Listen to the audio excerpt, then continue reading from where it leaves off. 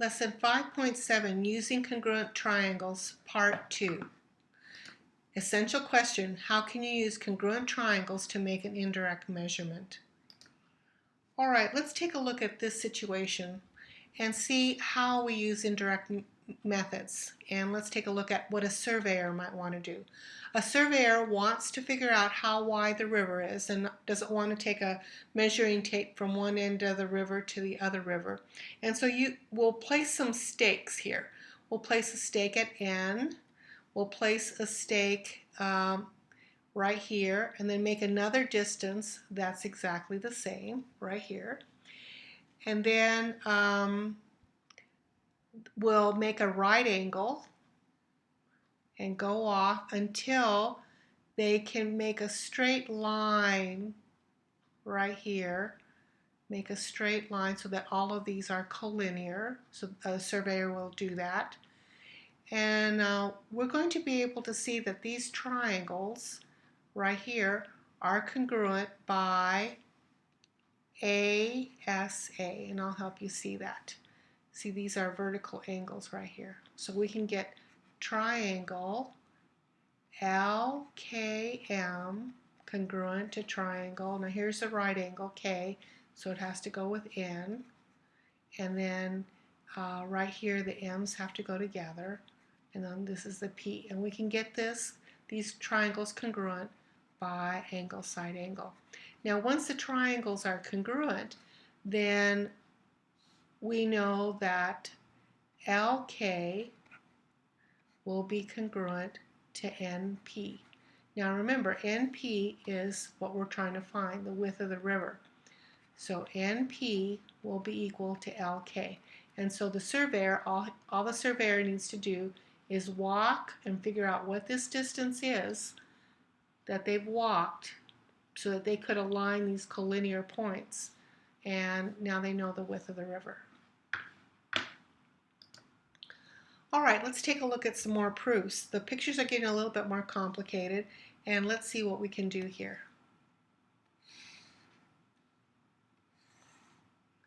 All right, I'm looking and I can see some given.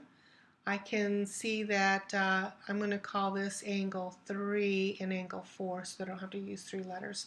I'm going to write down everything that I see.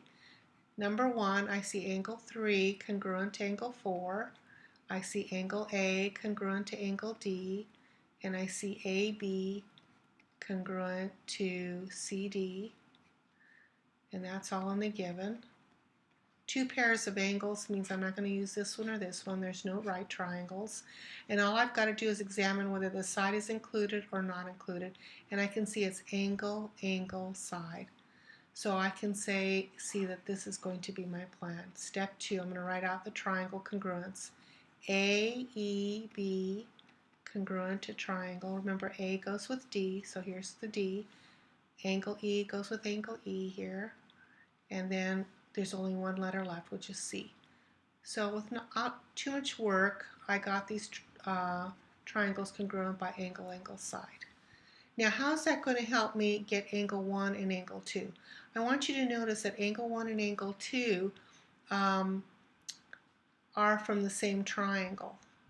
So I know that I have these theorems. If 2 sides of a triangle are congruent, then the base angles are congruent. This is the base angles theorem. So if I could somehow show that this side is congruent to this side, then these 2 angles are congruent. And that's going to happen because I've shown these triangles are congruent, so I'm going to use a different color. I know these will be congruent, and those will be congruent by corresponding parts. So congruent triangles are congruent. So I can say BE is congruent to CE,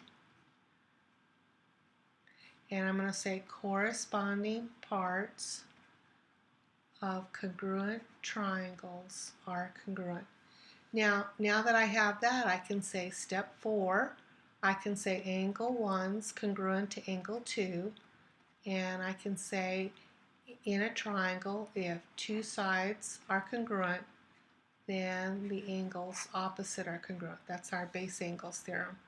So again, another proof using congruent triangles that gets us to a very interesting situation. All right, next one, the picture's getting a little bit more complicated, where I've kind of started half the proof. We have angle 1 congruent to angle 2 and angle 3 congruent to angle 4, and we'd like to prove that these little triangles are congruent. Right now, though, I drew the figure again without this. And the reason I'm doing that is because this is angle 2, this is angle 2, and this is angle 1, this is angle 4, and this is angle 3. If I eliminated this side, it's very easy for me to prove these two triangles are congruent with a reflexive. So I'm going to go ahead and prove these triangles are congruent. They're not the triangles I want, but they might give me some information here. So I've proved those triangles are congruent. Now, what kind of parts can I get out of here? So now that these triangles are congruent, I can say, and I'm going to put this, I can say that this side is congruent to this side.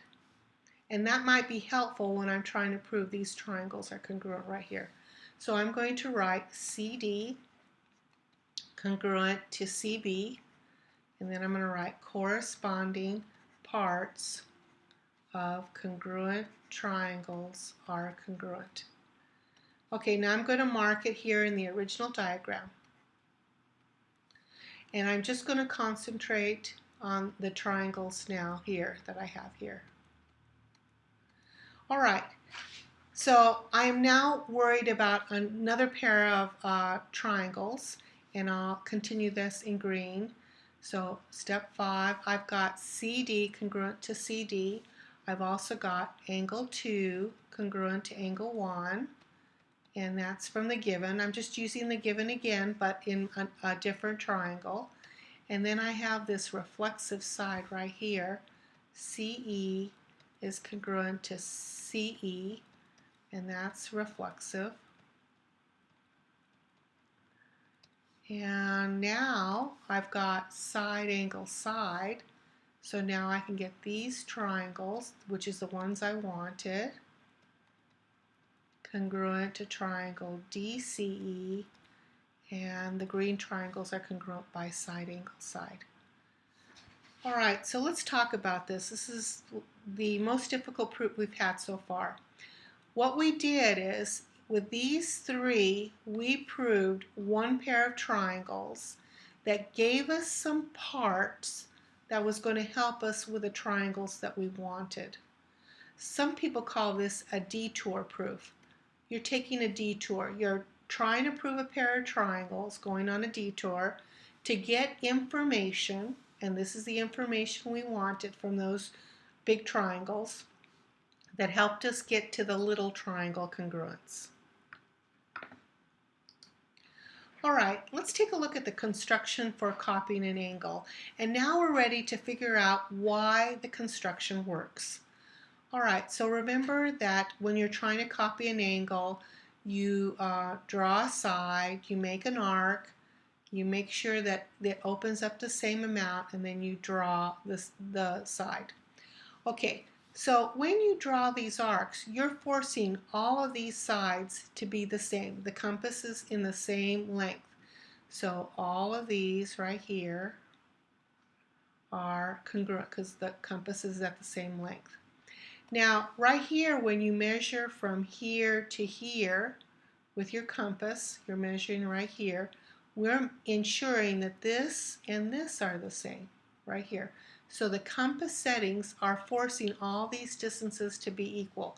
Well, all of them represent sides for SSS congruence theorem. So really what we're doing in this construction is we're creating two triangles that are congruent by SSS. Now when that happens, then this angle right here is congruent to this angle here by corresponding parts of congruent triangles are congruent. And that's why the construction works.